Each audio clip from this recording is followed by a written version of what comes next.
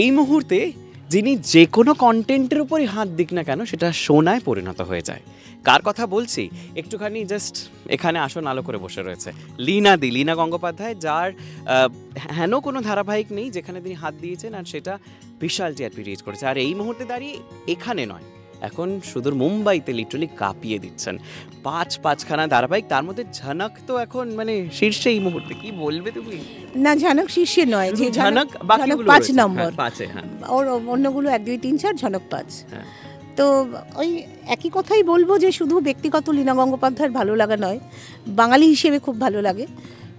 এবং আমার মনে হয় যে আমার যদি কিছু ট্রিবিউট দেওয়ার থাকে লিখে এই মিডিয়াতে কাজ করে, সেটা আমি এই জন্য বাংলাকেই দিতে চাই। বাংলায় থেকেই তো কাজ শিখেছি।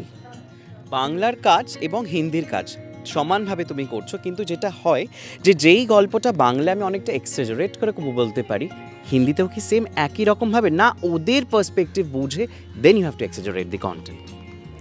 না, পার্থক্য কিছু থাকে, শুধু বেসিক ইমোশনটাকে এক রাখতে হবে।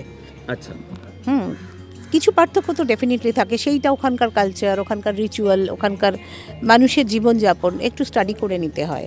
তো সেই স্টাডিটা করতে গিয়ে আমার 3টে বছর লেগেওছে, তারপরেই নিজস্ব করতে পেরেছি।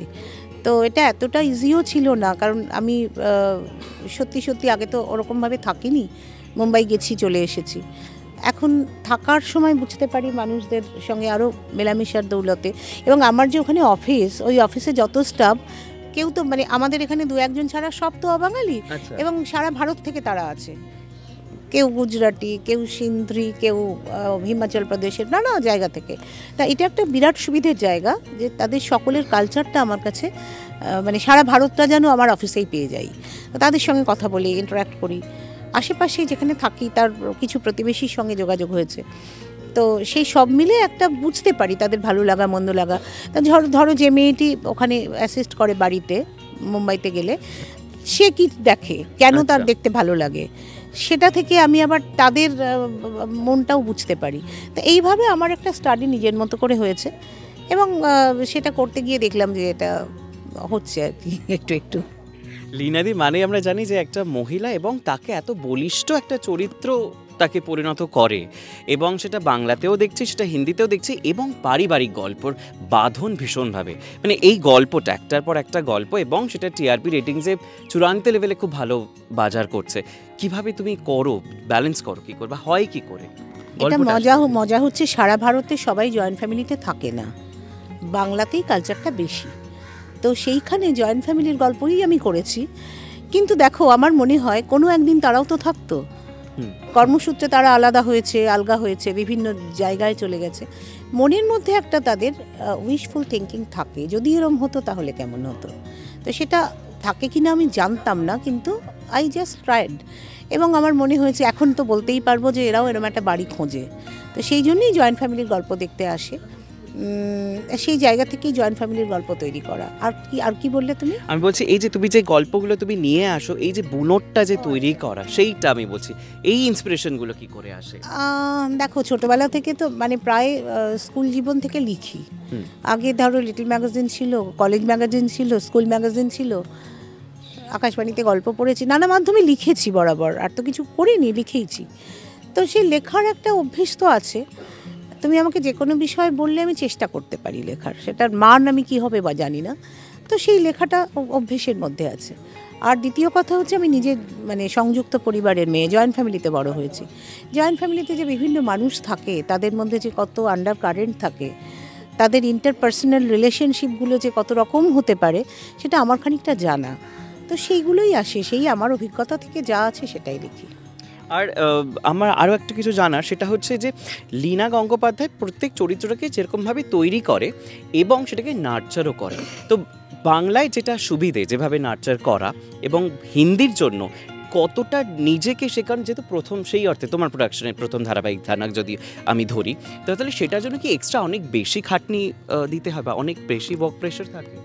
ওয়ার্ক প্রেশারটা অনেক বেশি, অনেক বেশি, হিন্দিতে অনেক বেশি কাজের চাপ। কারণ হিন্দিতে আমাদের তামঝামটা অনেক বেশি, মানে গল্পে ইভেন্ট অনেক বেশি। বাংলার গল্পে না, অত ইভেন্ট নেই। বাংলা অত টাকাও দিতে পারবে না, অত ইভেন্টও আমি করে দিতে পারবো না।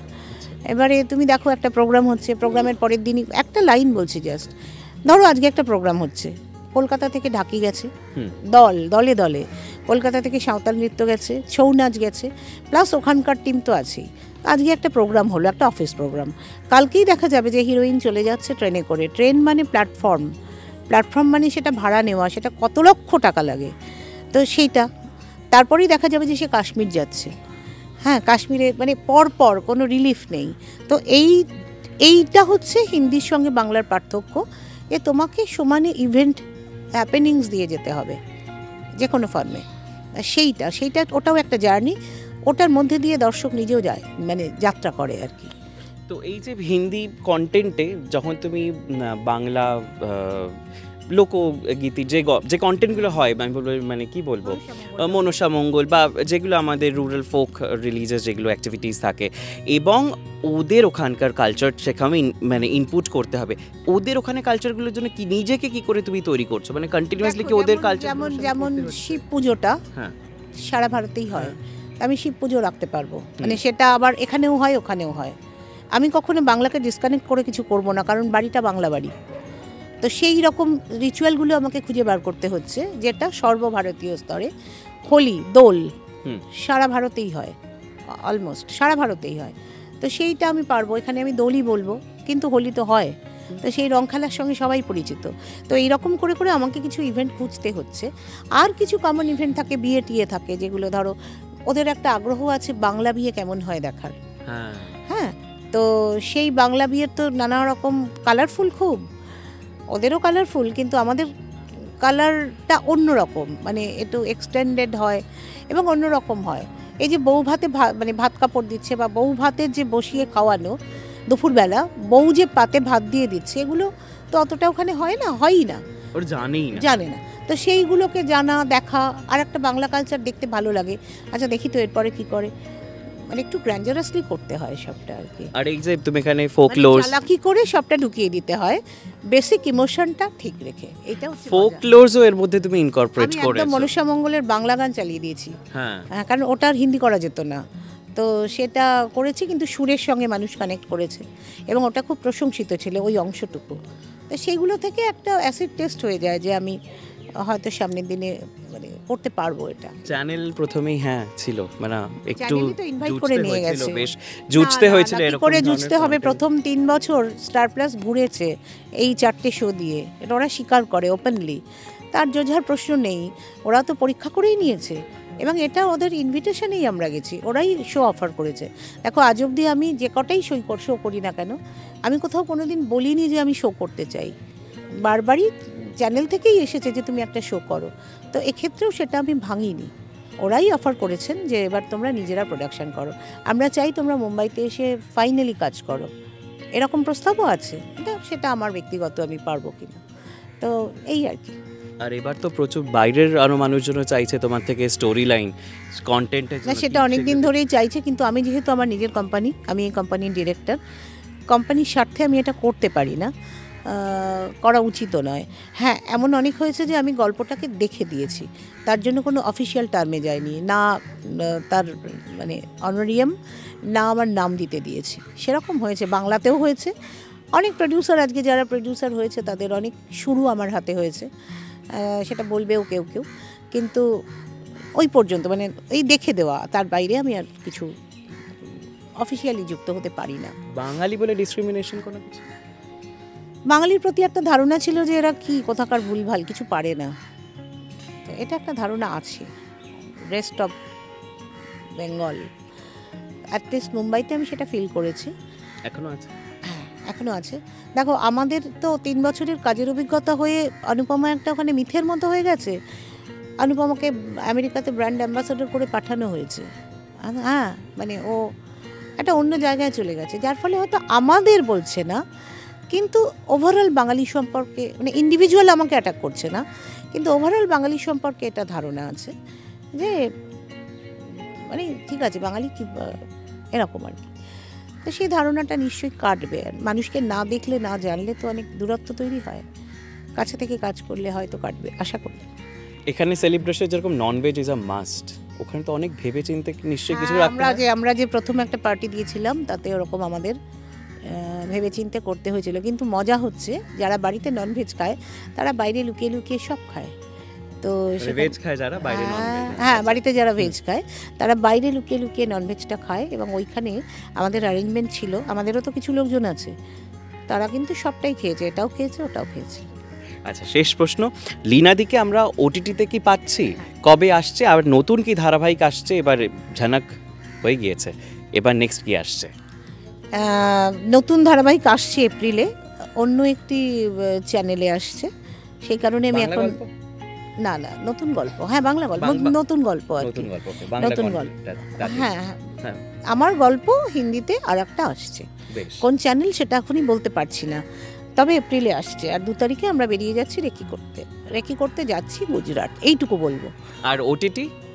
ওটিটির মানে স্টার প্লাস থেকেই ওটিটি করতে বলেছে আমাদের। আমার জানুয়ারিতে স্ক্রিপ্টটা জমা দেওয়ার কথা ছিল, আমি পারিনি, ফেব্রুয়ারিতে দেবো। পারিবারিক গল্প? এই গল্পটা বলতে পারবো না। হ্যাঁ, তবে আমি যে জনারে লিখি তার বাইরে তো আমি লিখতে পারবো না, থ্রিলার নয়, সম্পর্কের গল্প। হ্যাঁ, সে পারিবারিক হতে পারে, অপারিবারিক হতে পারে, কিন্তু সম্পর্কের গল্প। সেটা শ্যুট হবে পুরোটাই বিদেশে, যার ফলে ওয়েদারও ম্যাটার করে। জুলাই আগস্টের আগে সম্ভবত শুরু হবে না, তো এই আর কি। আর এবং সময়ও লাগে, প্রি প্রোডাকশনটা অনেক দীর্ঘ হয়। হিট মানে কে থাকছে প্লিজ? সেটাও বলতে পারবো না, কারণ যাকে আমরা ভেবেছি তার সঙ্গে তার ডেট আমরা এখনো পাইনি, সেই জন্য নামটা বলতে পারি না, সে তো ডেট কমিট করেনি এখনো। তবে হিন্দি সিনেমার একটি অন্যরকম মুখই থাকছে, যে মুখটা বাংলায়ও খুব গৃহীত। আর ছবি? আর তার সঙ্গে আমার পূর্ব সম্পর্কও ছিল, আর বলবো না, অনেক ক্লু দিয়ে দিয়েছি। আর ছবি? ছবিটা না, এক্ষুনি ছবি বোধহয় করে উঠতে পারবো না, আমার এই কাজগুলোর এই বছরে করার প্ল্যান আছে, কিন্তু এক্ষুনি নয়, মানে এই কয়েক মাস আমি একদম এই কাজগুলো শেষ করতে হবে, প্রায়োরিটি আছে। বেশ, ভালো থেকো, সুস্থ থেকো লীনাদি। ভালো থেকো, নতুন বছরের অনেক শুভেচ্ছা তোমাকেও। আর এরকম নানান এন্টারটেনমেন্টের আপডেটসের খবরাখবর পেতে হলে অবশ্যই চোখ রাখতে হবে শুধুমাত্র আজ তাক বাংলায়।